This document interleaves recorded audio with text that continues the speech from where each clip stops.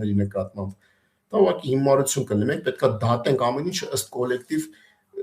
գիտակցական տեսանկյունի, նույնը վերաբերում է Թուրքիային, Թուրքիայի մեկ անհատներ, որոնք Հայաստանին չեն հավարում թշնամի, համարում են, որ թուրքական քաղաքականությունը սրիկայություն հանցագործություն է, բայց մեր կողմից հիմարություն կլիներ մտածել, որ այդ նույն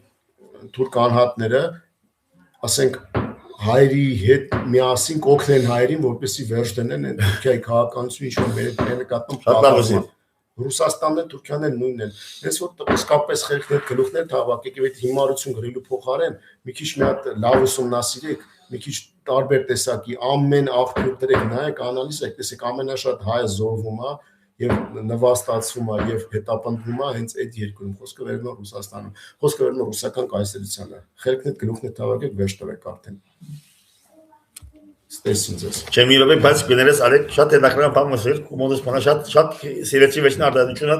որ դժբախտաբար հայ քաղաքական միտքի մեջ կան այսպիսի ռոմանտիկներ գերեւի, առանց անդրադառնալու շոշափեցի շատ կայորդիտ, որ հիմա գուզեմ վրան մեկնաբանել, սիր որ բանը որ լրիվ համաձայն եմ, կան այսօր հայ քաղաքական միտքի մեջ միամիտներ, որոնք գերեվագային այսպիսի ռոմանտիկ երևակայական միտք, որ Թուրքիայի մեջ համագործակցելով հարաշտիմական ուժերու հետ, հաղորդման ուժերու հետ կամ սոցիալիստ ուժերու հետ գալով են Թուրքիայի մեջ քաղաքականություն փոխել եւ իհարկե այս անետետ եւ ասմանդական